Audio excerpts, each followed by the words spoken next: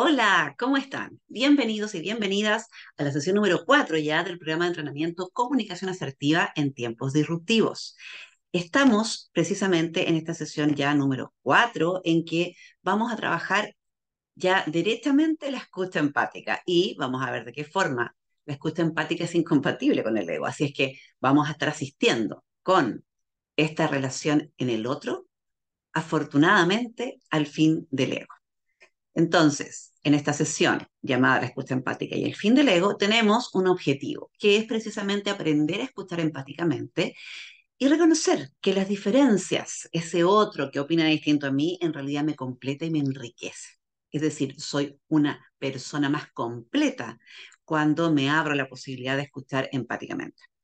Los resultados claves para saber si vamos a poder estar avanzando hacia el cumplimiento de este objetivo es primero que busco entender al otro y abandono mis expectativas de cambiarlo. Es decir, busco entender primero antes de ser yo comprendido. Y segundo, identifico y deconstruyo mis actuales niveles de escucha y elijo proactivamente practicar la escucha empática para las relaciones a las que decido reparar o priorizar en mi vida. ¿Vale? Para comenzar, vamos a recordar que el lenguaje habita en este ser 4x4. ¿Se acuerdan? Somos cuatro dimensiones, somos la dimensión física, mental, emocional y espiritual, que nos relacionamos con un otro también en cuatro dimensiones, ¿sí? Entonces, lo importante acá es que este yo que está en el centro, entre las cuatro dimensiones y las cuatro áreas de enfoque, se comunica con un otro yo que también tiene cuatro dimensiones y cuatro áreas de enfoque. Por lo tanto, esa sensación de creer que el otro está pendiente de mí, escuchándome, prestándome atención, ya sabemos que no existe. El otro también está escuchando su voz, también está escuchando su ego, y tener en cuenta esa realidad es muy importante para aprender a partir callando nuestro ego. Y así solamente comenzamos este viaje hacia la maravillosa escucha empática, ¿sí? Entonces, vamos a partir con una frase, con una pregunta, ¿cierto? Para que tomemos conciencia, muy enfocados a nuestro dron, ¿cierto? De esta pregunta maravillosa que dice, ¿qué estamos escuchando cuando estamos escuchando? Es decir, recordemos que nosotros tenemos una voz que nos habla constantemente y esta es la estructura egoica, que es la voz que escuchamos permanentemente. Más de un 90% del día estamos escuchando la voz del ego. Por lo tanto, cuando yo estoy con una persona que me está hablando, en realidad lo primero que escucho es al ego. Lo primero que escucho es la voz de mi mente. Y muy poco escucho lo que me tiene que decir la otra persona, ¿sí? Entonces, partamos de la base, ¿cierto? Que si bien es cierto, somos lenguaje porque habitamos en el lenguaje, en la relación, en el otro, importante es entender que, como yo tengo la dimensión personal, que es la más importante de todas, o sea, la relación conmigo mismo, conmigo misma, es esa la voz que estoy escuchando primero, ¿sí? Y tomar conciencia de esto es el primer paso para una escucha empática. Entonces, obviamente, aquí tenemos que citar a Maturana, ¿cierto? Para poder ir a comprender que el fenómeno de la comunicación, ya como veníamos hablando, ¿cierto? Se da entre seres que tienen también unas dimensiones tal como nosotros, 4x4, ¿sí? Y en ese sentido, como dice Maturana, el fenómeno de la comunicación no depende de lo que se entrega, ¿sí? Es decir, ya vimos nosotros en la primera sesión cuando deconstruimos, yo los invité a deconstruir ese paradigma de que dice que el lenguaje tiene estos componentes de emisor, el mensaje y el receptor, ¿cierto? Eso ya está absolutamente enterrado porque la comunicación depende de lo que pasa con el que recibe en realidad, ¿sí? O sea, la transformación se produce en el acto comunicativo respecto de las consecuencias que tienen en el que escucha, ¿sí? Y en ese sentido, recordemos que el gran error de los seres humanos, el gran error del fenómeno comunicativo, es que damos por sentado que lo que escuchamos es lo que se ha dicho. Y además suponemos que lo que nosotros decimos es lo que las personas están escuchando. Repito, el grave error en realidad no es grave, simplemente es el error que cometemos más seguido, ¿sí? Y por eso la comunicación es un fenómeno tan complejo, porque necesitamos entrenarnos para ello, ¿sí? Entonces, ¿cuál es este error? Damos por sentado que lo que escuchamos nosotros es lo que la otra persona dijo y además que lo que nosotros decimos es lo que la otra persona escuchó. Ahí está el error. Pero en realidad es solucionable y vamos a ver en esta sesión cómo, ¿sí? Primero, distinguimos qué escucho cuando escucho, ¿sí? Para eso nosotros necesitamos distinguir que no solamente escuchamos el mensaje, sino que además escuchamos la interpretación, es decir, la intención que tiene el otro cuando me está hablando, ¿sí? Ya que oír es un fenómeno biológico, obviamente, o sea, yo puedo oír, es decir, mi sistema auditivo funciona si es que yo tengo toda esta parte del sistema auditivo eh, bien, digamos, o sea, está funcionando bien, el tímpano, el martillo, qué sé yo, y todas las piezas que tiene este maravilloso sistema, ¿sí?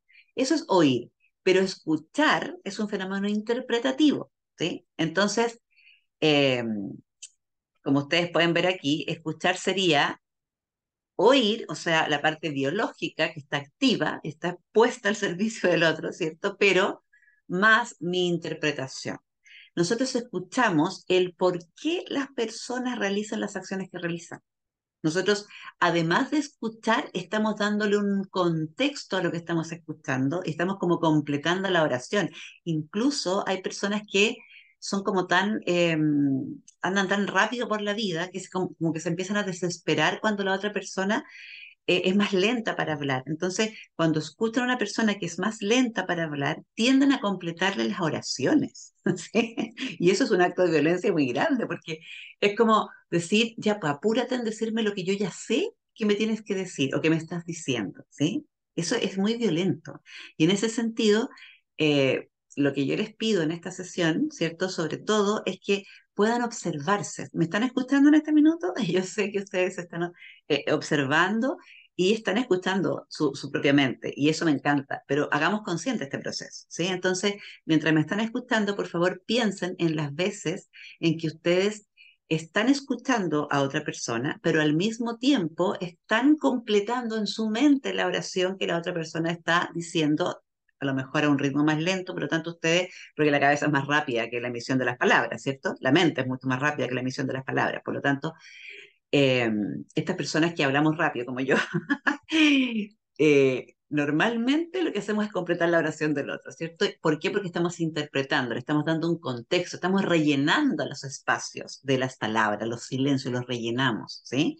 Entonces, repito, escuchamos no solamente las palabras, sino que escuchamos la intención de la persona, escuchamos el por qué las personas están realizando esta acción comunicativa que está realizando, ¿sí? Estamos reconstruyendo las acciones del orador y además estamos inventando historias acerca del por qué me dijo lo que dijo, por qué tuvo esa intención al decir lo que dijo, etcétera, etcétera. ¿Sí? Espero que esté quedando claro este tema. Entonces, fíjense, vamos a centrarnos en las barreras a la comunicación. ¿Sí? Vamos a centrarnos básicamente en ¿por qué no podemos escuchar empáticamente? ¿Qué está pasando dentro de nuestra mente? Porque todo esto, acuérdense, ocurre en la mente, ¿sí? Vamos a separar entonces el condicionamiento, es decir, el por qué yo tengo este pensamiento, cómo actúo y qué me está diciendo el ego dentro de mi cabeza, ¿sí? O mi voz interior, o el ser. Ya lo vimos, ¿cierto? Vamos a ver el primer caso, ¿ya? Estos dibujos que están aquí en la parte izquierda de la slide tienen que ver con el paradigma relacional, y yo ya se los presenté en una sesión y lo vamos a profundizar en la próxima, pero aquí evidentemente es una relación ganar-perder, es decir, yo estoy por sobre el otro, ¿ya? Esto recuerden que es inconsciente, o sea, yo no estoy pensando, a lo mejor sí, pero normalmente tenemos este condicionamiento es inconsciente, ¿sí? Eh, digo, a veces, pues también hay muchas veces en que es consciente, pero bueno, ¿cuál es el condicionamiento? La base, la creencia, que hemos sido formados en la competencia. Entonces, por lo tanto, como fuimos formados en el paradigma de la competencia, lo que nos enseñaron a nosotros es que nuestra familia tiene la verdad. Nuestra familia nos ha criado bien, nos ha criado con valores, nos ha criado con unos condicionamientos de base, es decir, en esta familia, por ejemplo, la verdad es sagrada, estoy inventando, ¿cierto? Entonces, como en esta familia la verdad es sagrada, ellos realmente creen que en esa familia nadie miente. Y yo ya les he explicado hasta bastantes veces, ¿no? Iba a decir hasta el cansancio, pero nunca me voy a cansar, ¿ah? De decir que todos mentimos, porque fuimos condicionados para hacerlo. Ahora, evidentemente, también fuimos condicionados para la perfección, entonces nosotros negamos que mentimos. Y ahí estamos haciendo una situación muy compleja en nuestra mente porque estamos sosteniendo dos ideas que son antagónicas, ¿no? Y en ese sentido, recordemos que la idea no es luchar contra la creencia, sino observarla, ¿sí? Y evidentemente después iniciar la acción para cambiarla. En este sentido, pensemos que desde pequeños a nosotros se nos dijo que eh, nuestra familia es la que tiene los valores correctos. Por ende, si hay otra familia, otra persona que actúe de una forma distinta a mí, yo voy a tener la convicción de que ese otro está equivocado. Pero esta idea de sentir que yo tengo la verdad y el otro está equivocado me pone en una situación de superioridad, ¿vale? Eso, por eso es ganar-perder, porque en el fondo yo siento que el otro está equivocado y que tiene que ponerse a pensar como yo estoy pensando, ¿sí? Por lo tanto, ¿cuál es la acción? Estoy enfocado, enfocada en tener la razón y que los demás se dan a mi punto. Mi foco es ese. Es decir, cuando yo estoy en una conversación, en una reunión, estoy con amigos, estoy con mi familia, si la persona no está opinando como yo comienzo a esforzarme a explicar de otra manera, a buscar justificaciones, saco estadísticas, mi memoria me regala en ese minuto porque el ego está trabajando para que tú tengas la razón. Acuérdense que la mente lo único que quiere es tener la razón, por lo tanto, toda la energía de mi cerebro, de mi córtex en ese minuto está enfocado en argumentar para que el otro finalmente ceda y me diga, sí, tienes razón, ¿sí? Y ahí esa sensación de lo logré, ¿no? ¿Qué me está diciendo la mente en ese minuto, cierto? ¿Qué sabe de ello? ¿Ah? Yo he estudiado todos estos años, yo tengo este título, yo tengo tanta experiencia, ¿qué me viene a enseñar este a mí, cierto? Insisto, este diálogo que, que, que tiene mi ego en la cabeza, ¿cierto? Conmigo, porque soy yo la que estoy interpretando todo esto, ¿cierto? Funciona en paralelo a que la otra persona me está hablando. Por lo tanto, ya vamos a ver los niveles de escucha que eso es imposible. O sea, yo cuando me escucho a mí no puedo estar escuchando a la otra persona, pero mi voz está pensando, ¿cierto?, en qué sabe esa persona en relación a lo que yo sé de este tema. Por lo tanto, ahí se da muy fácilmente la relación ganar-perder, ¿verdad? Vamos al otro condicionamiento, al que es al revés, ¿sí? En este condicionamiento, lo que nosotros tenemos es eh, un desequilibrio, ¿cierto?, en las posiciones, ¿sí? Y yo creo que el otro vale más que yo. ¿Por qué? Porque sabe más del tema. Es decir, aquí yo le rindo pleitesía a la otra persona y lo declaro autoridad. ¿Sí? En el lenguaje es muy importante, en el acto comunicativo, perdón, es muy importante observar la autoridad que tenemos los protagonistas del acto comunicativo. ¿Sí? ¿Cómo nos estamos midiendo en función de la autoridad que nos estamos dando mutuamente? Es decir, yo considero que el otro es experto, experta en este tema. Si es así, observo mi posición de aprendiz, ¿no? Porque una cosa es que yo diga, esta persona evidentemente estudió este tema, por lo tanto, y yo no, por lo tanto, esta persona sabe el contenido, conoce la información. Otra cosa es que esta información sea utilizada para que esa persona me trate de convencer de algo, ¿me siguen? El acto comunicativo tiene un mensaje, ahora yo veo lo que hago con ese mensaje, ¿sí? Pero la idea es que observemos cuando estamos frente a otra persona que se supone que sabe más que nosotros, eso no quiere decir que valga más que nosotros, ¿sí? Ahí hay que observar este juicio de valor que yo hago respecto de esta persona en función de la autoridad que yo le otorgo, ¿ok? Y la acción, evidentemente, es que acepto la opinión de los demás y guardo mi opinión. Es decir, creo que yo estoy equivocada y el otro tiene la razón. Insisto en esto, esto es muy bueno, si es que yo realmente siento que esta persona me abrió mi mente, ¿cierto? Y estoy viendo otra realidad, ¿no? No me acuerdo si ya vimos la paradoja de los seis ciegos, si no es, la vamos a ver en algún minuto, pero estos ciegos, ¿cierto?, que tratan de describir lo que es un elefante. Entonces, cada uno está en distintas partes del elefante y comienzan a detallar y describir lo que es un elefante en función de la posición en donde están, ¿no? Entonces, el que toca la pata dice el elefante es como un pilar, el que toca la trompa dice el elefante es como una cuerda, una manguera, no sé. ¿Sí? El que está en la oreja dice el elefante es como un gran abanico, y en realidad ninguno de ellos tiene la razón, sino que para poder encontrar o acercarnos a la verdad, necesitamos la opinión de todos. Si es así, o sea, si yo acepto que el otro me aportó a completar mi visión, entonces yo acepto la opinión del otro, pero en función de esa, ese beneficio que me otorga, esa apertura a acercarme a una realidad más completa. Digo, completa, no la verdad. Acuérdense del 6 y el 9, ninguno de los dos tiene la razón. Para poder acercarme a la verdad, yo necesito ampliar mi horizonte, no ceder mi punto, ¿ok? Eso es muy importante. No es que me anule, sino que amplía mi espectro, mi percepción de visión, ¿vale? Y mi voz interior, evidentemente, dice eh, lo mismo, ¿no? En el caso, vamos a ver cuál es el caso óptimo, pero en este caso dice, uy, mejor me callo, no voy a decir o menos mal que no dije lo que pensaba porque hubiese quedado en ridículo. O si dije lo que pensaba, empiezo a sentirme mal porque, uy, qué tontera dije, como no tenía idea, ¿cierto? Y aquí vamos a ver en los actos del habla que uno de los actos declarativos más importantes es el acto de la ignorancia, porque en el fondo es mucho mejor decir no lo sé y no inventar que sé para mantener, ¿cierto?, esta valía aparente para poder quedar a un mismo nivel con un otro, ¿sí? En ese sentido, ¿cierto? No asociar mi valía con lo que yo sé, ¿ya? El acto de la ignorancia es muy importante porque yo cuando declaro que no sé, declaro la apertura a la posibilidad de completarme, ¿sí? En cambio, cuando yo declaro que sé, aunque no manejo toda la información, lo que hago es cerrar las posibilidades de aprendizaje, porque mientras yo estoy diciendo, yo sé este tema, no voy a aprender. Cuando yo declaro, no lo sé, ahí recién abro un campo de oportunidades, ¿sí? Es muy importante el acto declarativo de la ignorancia, ¿sí? Solamente ahí yo me abro. Y es, basta con que yo diga no sé, ¿sí?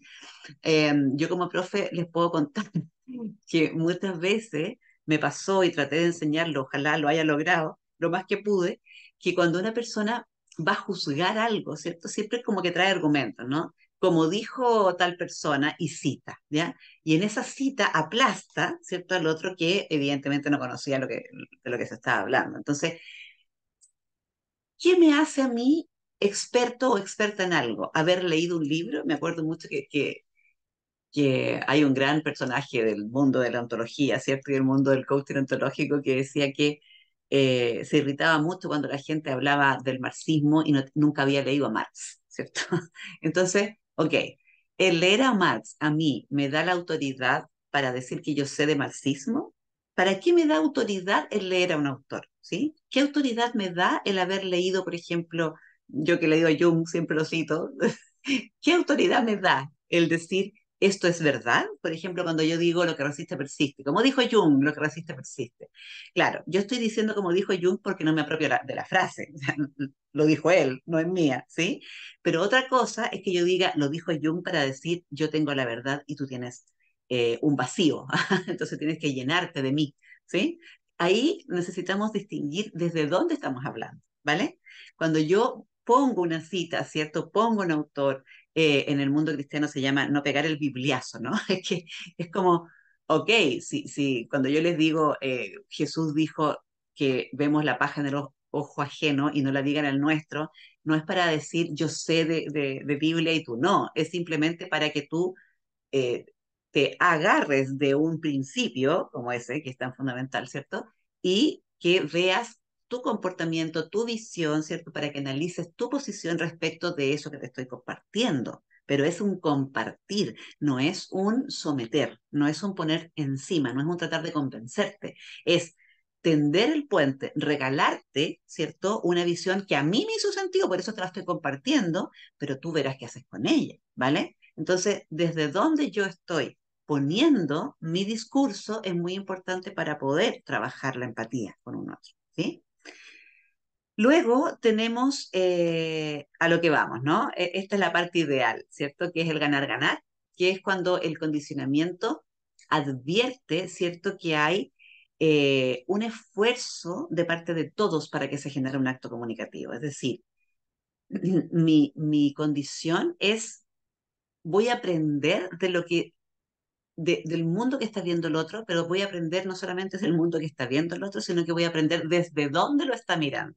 Eso es mucho más poderoso, ¿sí? No es solamente voy a aprender de lo que me diga, sino voy a aprender desde dónde me lo está diciendo para poder abrirme a un mundo distinto y ampliar mi horizonte de vida, de experiencia, ¿sí? No es ampliar mi horizonte de conocimiento, sino que es ampliar mi horizonte de posibilidades de acción. Y eso es lo distinto, ¿sí? No es adquirir más conocimiento, como yo siempre les he dicho, no se trata el camino de la iluminación o el despertar de la conciencia o la autorrealización, no va de meterme más conocimientos en la cabeza, sino va de experimentar desde más posiciones distintas, ¿sí? Desde experimentar desde dónde los demás están viendo esta realidad, que es una realidad construida cuando tendemos estos puentes de comunicación empática, de comunicación asertiva, ¿sí? ¿Cuál es la acción? Evidentemente la acción de un ganar-ganar, de un paradigma relacional desde el beneficio mutuo, es una acción que disipa tensiones, nunca ataca. Atención con eso. La acción de la persona que genuinamente es Ubuntu, o sea, que genuinamente practica la conciencia unidad, es una persona que no ataca. O sea, el otro puede estar hablando algo completamente distinto a mí, pero a mí no me altera, o sea, yo no me enojo por eso, no me enojo porque el otro esté pensando que el mundo es de otra forma a la que yo estoy interpretando, ¿sí? Entonces, ojo con esto porque en la búsqueda del beneficio mutuo no hay ataque. Y eso es muy importante que yo lo pueda observar. Si yo me molesto con lo que dice otra persona, yo no estoy escuchando. Ahí murió el acto comunicativo.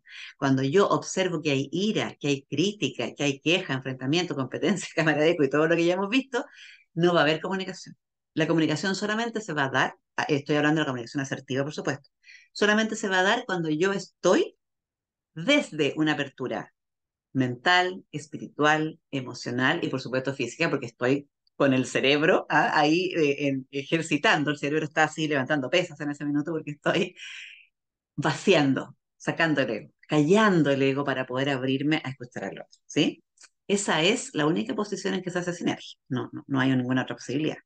¿Qué me dice la voz interior? Para que yo esté preparada para eso, la voz interior me dice, todo lo que sea distinto a lo que yo pienso es un aporte. Es decir, ve la disensión, ¿cierto?, como una oportunidad. Y ahí está la magia, ¿no? O sea, la gracia, no la magia. Ahí está el don, ahí está el amor, ¿no? Yo para poder ponerme en posición de escucha empática necesito amar. Si no amo, no, jamás. O sea, si estoy pensando constantemente que el otro es tonto, que el otro no sabe tanto como yo, que la otra persona se ha equivocado un montón de veces, si estoy pensando en los errores, si estoy pensando en las diferencias, nunca voy a poder comunicarme asertivamente. La comunicación asertiva habita solo y exclusivamente en una mente que ama, en una mente que se abre, en una mente que vive desde la conciencia unidad. La conciencia de separación no te permite abrirte a la empatía, ¿sí?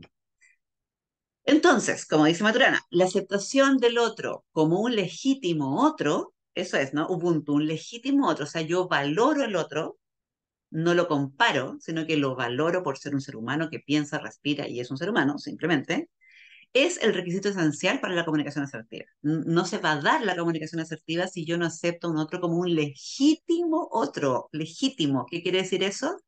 Que no vale ni más ni menos que yo, es un otro y ese otro está ahí para mostrarme a mí mi proyección. Esa es la maravilla, ¿no? Del acto comunicativo. Ok, ¿por qué se da esto? Y ahora vamos a ver la posibilidad, ¿no? Vimos el por qué no podemos ser empáticos, por qué nos cuesta tanto llegar ahí, y ahora les voy a contar por qué esto es natural. O sea, nosotros estamos dotados de mecanismos de empatía, ¿sí? Recordemos los tres cerebros, ¿cierto? El cerebro triuno, que ya dijimos que era, ¿no? El reptiliano, el más antiguo, el límbico, un poquito más nuevo, y el neocórtex, que es el último, la última parte evolutiva de nuestro cerebro. Bueno, dentro de nuestro cerebro, ¿cierto? Hay unas neuronas que se llaman neuronas espejo.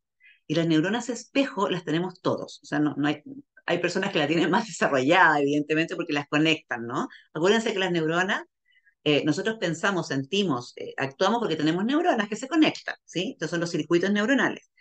Y por tanto, si nosotros no conectamos estos circuitos neuronales, o sea, no estamos conectando las neuronas de espejo, evidentemente las tenemos en desuso, así de simple. No es que yo no tenga neuronas de espejo, es que yo las tengo en desuso, no las estoy ejercitando, no las estoy usando, ¿vale?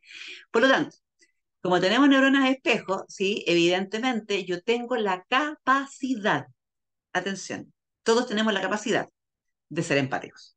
Otra cosa es que no la desarrollemos, ¿sí? Insisto en esto. Entonces, cuando nosotros entendemos que el reptiliano no tiene empatía, pero el reptiliano lo único que hace es sobrevivir, ¿no? O sea, no hay empatía en el reptiliano, ¿sí?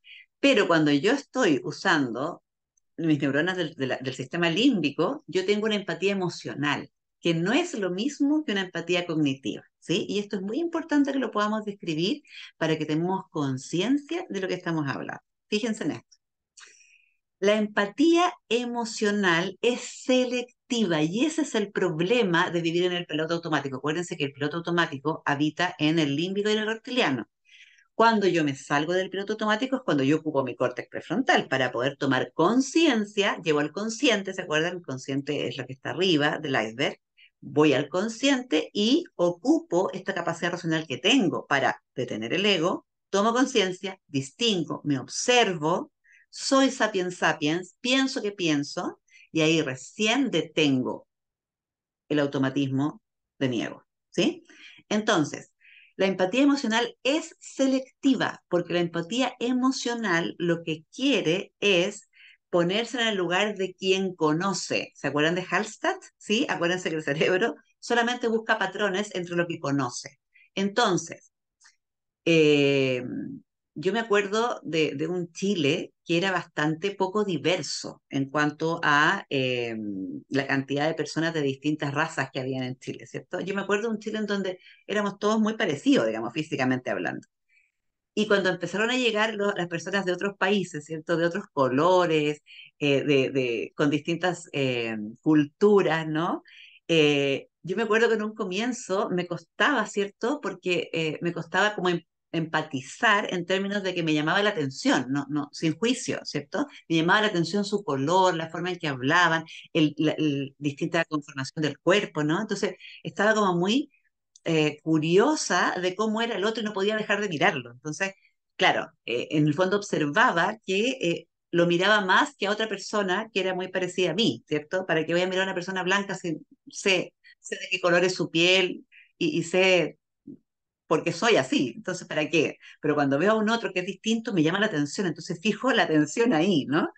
Y en ese sentido, estoy dando el ejemplo para que nosotros pensemos en que somos empáticos emocionalmente hablando, cuando esa persona es más cercana a nosotros, ¿sí? Cuando conocemos, cuando ya sabemos cómo se comporta, ya sabemos cómo es, cómo siente, cómo piensa, pero cuando vemos algo completamente diferente a nosotros, ahí solemos no ser empáticos desde la emoción, estoy hablando de la emoción selectiva.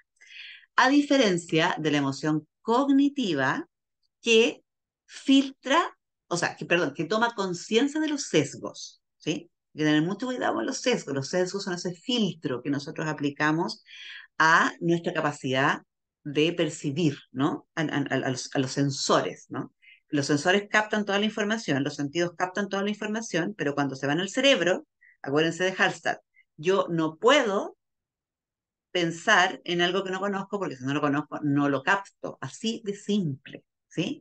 Por lo tanto, para poder abrirme, ¿sí? A lo que no conozco, necesito primero reconocerlo. Por eso el no sé, ¿sí? Insisto en eso. Y lo que hago cuando yo observo mi sesgo es reconocer que mi cerebro primero va a buscar patrones entre lo conocido.